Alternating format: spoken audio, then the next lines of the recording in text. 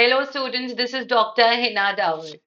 तो स्टूडेंट्स, इस समय एक ऐसा सवाल है जो आपका हर इंटरव्यू में पूछा जा रहा है, चाहे वो पीएचडी का इंटरव्यू है, चाहे वो असिस्टेंट प्रोफेसर का इंटरव्यू है, या फिर आप कहीं भी किसी भी पोस्ट के लिए जा रहे हैं।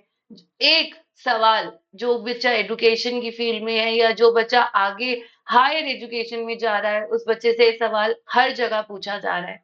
और वो सवाल पता है क्या है? वो सवाल यही नोटिस है जो आपका पीछा कभी नहीं छोड़ने वाला। तो ये एक ऐसा नोटिस बन गया है जो पीछा नहीं छोड़ रहा है, इस पे इतना कुछ बन चुका है। तो पॉइंट ये है कि ये एक ऐसा टॉपिक बन गया है कि अब इस पर डिस्कशंस हो रहे हैं जब भी आप एक इंटरव्यू देने जा रहे हैं। तो सवाल ये आता है कि आपसे पहला क्वेश्चन ये पूछा जाता है, जैसे जब एनईपी 2020 आया था तो हर बच्चे से सिर्फ एनईपी 20 से रिलेटेड क्वेश्चन पूछे जा रहे थे। ठीक है। अब पूछा जाता है कि क्या आप यूजीसी के नए नोटिफिकेशन के बारे में अवेयर हैं? अगर तो बच्चा यस बोलता है तब तो उस कैंडिडेट को रोका जाता है। अगर आपने नो बोल दिया तो आपको पहले ही रिजेक्टेड लिस्ट में डाल दिया जाता है कि ये अप टू डेटेड इन्फॉर्मेशन ही नहीं है इसी के पास। दूसरी बात, आपसे पूछा जाता है कि अगर आप इस नोटिफिकेशन के बारे में अवेयर हैं तो उस नए नोटिफिकेशन में क्या बताया गया। तो आपको ये पता होना चाहिए कि इस नए नोटिफिकेशन के तहत पीएचडी एग्जाम में, सॉरी, आपका जो नेट जीआरएफ का एग्जाम है जो पीएचडी के लिए भी एलिजिबल है, तो आपको ये तीनों कैटेगरीज पता होनी चाहिए कि पहली कैटेगरी जीआरएफ की है, दूसरी नेट प्लस पीएचडी की है और तीसरी सिर्फ पीएचडी की है। तीसरा बड़ा सवाल आपसे ये पूछा जा रहा है कि क्या आप इससे सहमत हैं या असहमत है। अब आपको लग रहा होगा कि मैम ऐसी सिचुएशन में हमें क्या आंसर करना चाहिए, कि क्या हम सहमत हैं, क्या हम सहमत नहीं है। बट ऐसा कुछ नहीं है कि आपका एक फिक्स्ड आंसर है कि आपको वहां पे जाके यस ही करना है या आपको नो ही बोलना है। बट पॉइंट ये है, चाहे आप यस बोलिए चाहे आप नो बोलिए, आपको उसको प्रूव करना आना चाहिए। आपके पास उसके पीछे का रीजन होना चाहिए। अगर आप इससे सहमत हैं तो आप कह सकते हैं कि ये अच्छी चीज है कि पूरे इंडिया में one nation one exam one PhD exam होगा, जिससे कि बच्चों का बर्डन भी लाइट अप होगा। ठीक है। और यूनिवर्सिटीज भी अब एक्सप्लॉयटेशन नहीं होगा बच्चों के लिए, एक फिक्स क्राइटेरिया जो सबको पता है, कॉमन क्राइटेरिया।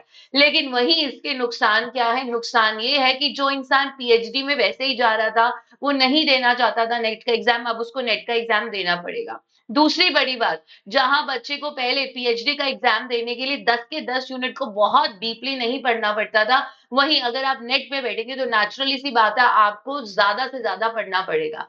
प्लस कंपटीशन तब कम था, अब कंपटीशन और ज्यादा रेज अप हो चुका है। पॉइंट ये है कि उस समय आपको अपना पक्ष या विपक्ष, अग्रीमेंट या डिसएग्रीमेंट को प्रूफ, उसको रीजन आउट करना आना चाहिए, उसका जस्टिफिकेशन देना आना चाहिए।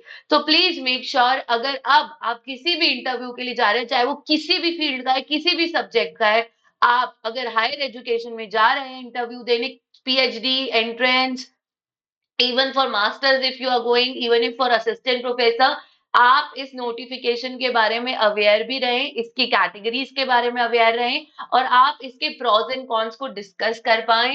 अपार्ट फ्रॉम एनईपी 2020, इस समय ये सबसे बड़ा सवाल है जो हर बच्चे से पूछा जा रहा है। और इसी तरह की इंपॉर्टेंट इन्फॉर्मेशन के लिए आपको जुड़े रहना है हमारे साथ यहाँ पे टेक्स्ट बुक सुपर कोचिंग पर। तो मेक श्योर आप सेशन को लाइक शेयर सब्सक्राइब करना ना भूलें। एंड आई होप अभी तक आपने बूस्टर कोर्स में खुद को एनरोल कर लिया, क्योंकि अगर बूस्टर कोर्स का एक भी लाइव क्लास अगर आप मिस करते हो तो आप डेफिनेटली जेआरएफ से जुड़ी हुई बेहद इंपॉर्टेंट चीजें मिस कर दोगे। तो ऐसी गलती मत कीजिएगा। Thank you, stay tuned, good luck, all the best. And comment section में जरूर बताइएगा आप इस नोटिफिकेशन से अग्री करते हैं, डिसएग्री।